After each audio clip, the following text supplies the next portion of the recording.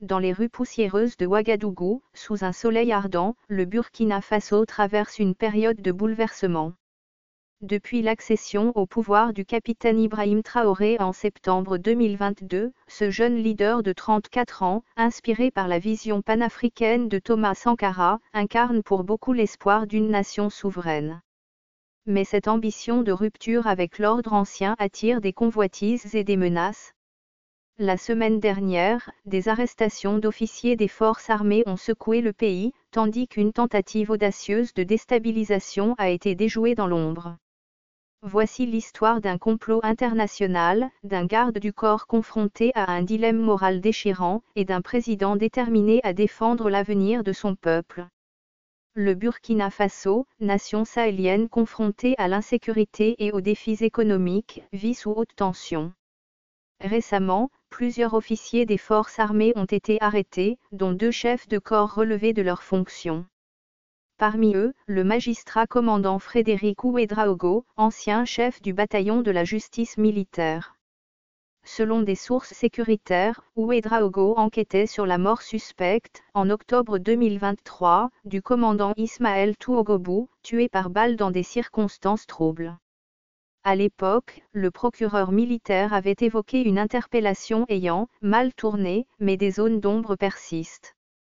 Un autre officier, le capitaine Élisée Tassembedo, surnommé « le libérateur de Séba » pour ses faits d'armes dans le nord du pays, a également été interpellé. Tassembedo se trouvait à Ouagadougou pour une réunion à l'état-major, dont le contenu reste confidentiel. Ces arrestations, suivies de remplacements rapides par le président Traoré, alimentent les spéculations. Des soutiens de la junte parlent d'une tentative de coup d'État, pointant du doigt des militaires en exil ou radiés. Le climat au sein de l'armée reste tendu, et chaque mouvement est scruté avec méfiance. Au cœur de cette tourmente, une autre histoire, plus personnelle mais tout aussi cruciale, se déroule dans la région rurale de Moune. Le président Traoré, fidèle à son style discret, entreprend un déplacement secret pour inaugurer un programme de microcrédit et de formation agricole.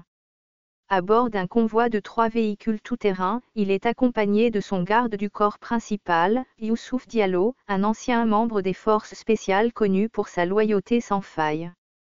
Sous un ciel peint de teinte orangée, le convoi traverse des pistes poussiéreuses. Traoré, béret rouge vissé sur la tête, consulte des documents, loin du faste des palais présidentiels. Youssouf, vigilant, scrute les environs. Ce programme, tenu à l'écart des médias et des regards étrangers, incarne la vision de Traoré, un Burkina Faso indépendant, libéré des ingérences extérieures. Mais cette vision dérange. Lors d'une pause près d'un village, Youssouf reçoit un message anonyme, 5 millions de dollars pour révéler la localisation de Traoré dans les 48 heures. Un compte offshore est prêt. Le montant est colossal, mais Youssouf, habitué aux tentatives de corruption, efface le message. Sa loyauté envers Traoré, qu'il admire profondément, semble inébranlable. Pourtant, le destin va le mettre à l'épreuve. Cette nuit-là, après une arrivée chaleureuse dans un village modeste, Youssouf reçoit un second message qui le glace, une photo de sa surcadette, Aïcha, bâillonnée et terrifiée, un journal du jour prouvant l'authenticité de l'image. Le message est clair, tu as 24 heures pour coopérer, ou elle mourra. Aïcha est tout ce qui reste de la famille de Youssouf. Orphelin depuis l'attaque de leur village natal par des groupes armés, il l'a élevée comme sa propre fille, finançant ses études pour qu'elle devienne institutrice. La nuit est un cauchemar. Allongé dans l'antichambre de la case de Traoré, Youssouf est déchiré entre son serment de protéger le président et la peur de perdre sa sûre. À l'aube, il observe Traoré endormi, inconscient du drame qui se joue. Sera-t-il possible que vous me pardonniez un jour ? Murmure-t-il, rongé par le doute. Alors que le président échange avec les villageois sur des projets agricoles, un nouveau message arrive, dernière chance. Les coordonnées dans 1 heure, ou ta sûre meurt. Traoré, à l'autre bout de la pièce, semble percevoir un changement dans le regard de son garde du corps, comme s'il devinait son tourment.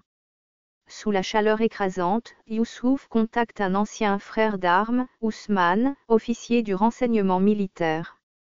Dans un message crypté, il expose la situation, l'aigle est menacé. Le lionceau est en cage. Ousmane répond rapidement, lui demandant de gagner du temps.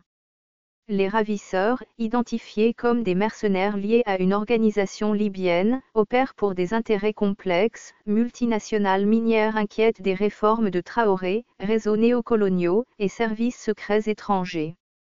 L'enlèvement d'Aïcha n'est qu'une pièce d'un puzzle plus vaste, un coup d'État minutieusement préparé.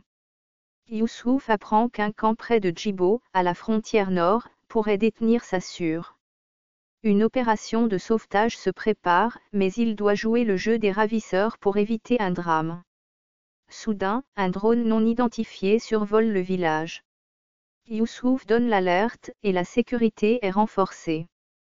Traoré, imperturbable, ordonne de poursuivre le programme, nous ne céderons pas à l'intimidation. Cette nuit-là, autour d'un feu de camp, il évoque les héros anticoloniaux, captivant son auditoire.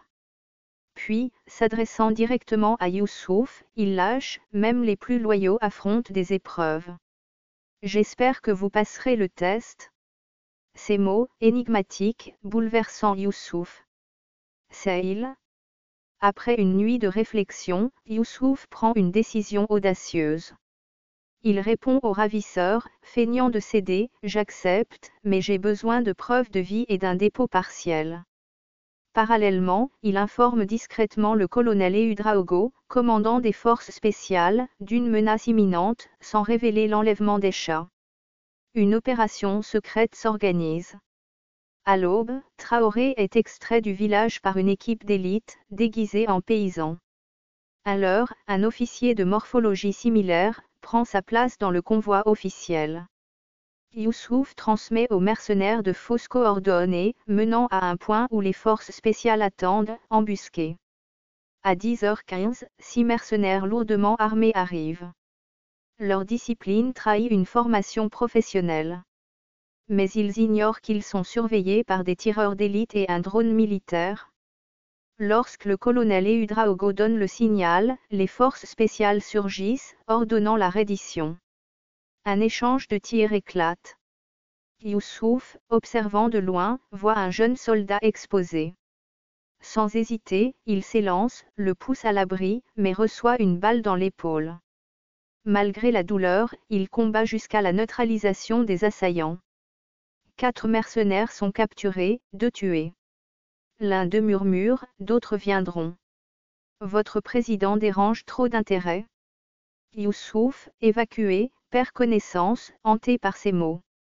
3 jours plus tard, Youssouf se réveille à l'hôpital militaire de Ouagadougou. À son chevet, Traoré lit les damnés de la terre de Frantz Fanon.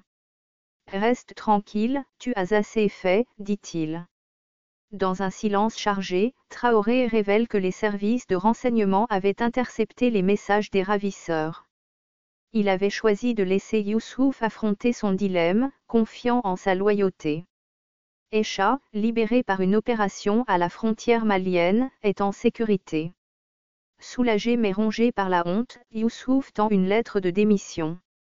Traoré la déchire, tu es plus nécessaire que jamais. Les hommes parfaits n'existent pas, seulement ceux qui font le bon choix. Les mercenaires capturés livrent des informations cruciales.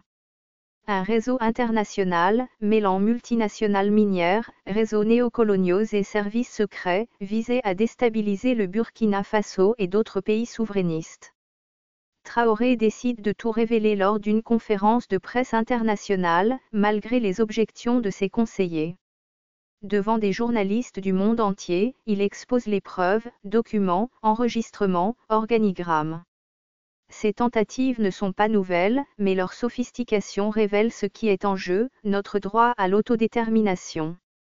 Lorsqu'un reporter de la BBC évoque le rôle de Youssouf, Traoré le défend avec force, il a démasqué nos ennemis au péril de sa vie et de celle de Sassure. Il incarne les valeurs dont l'Afrique a besoin. L'histoire de Youssouf devient virale. Surnommé « l'homme qui refusa 5 millions », il inspire des débats sur la loyauté et la résistance aux pressions extérieures. Un documentaire, Le prix de la dignité, est annoncé. Mais Youssouf, fidèle à sa discrétion, décline les projecteurs pour former les jeunes recrues de la garde présidentielle, transmettant des valeurs éthiques. Un général opposé à Traoré tente de le discréditer, mais Youssouf, anticipant la manœuvre, révèle des preuves de ses liens avec des ambassades étrangères. Le général est arrêté, renforçant le message « La nouvelle génération ne tolère plus la corruption ». 3 ans plus tard, Aïcha dirige le centre Aïcha Diallo, aidant les victimes d'enlèvement. Youssouf, à la tête de l'Académie de sécurité éthique, forme une jeunesse africaine déterminée à protéger la dignité des peuples. Le Burkina Faso, sous Traoré, continue sa quête de souveraineté, malgré les défis. Cette histoire, née dans la savane burkinabé, transcende les frontières. Elle parle de courage face à l'impossible, de loyauté mise à l'épreuve, et d'une nation qui refuse de plier.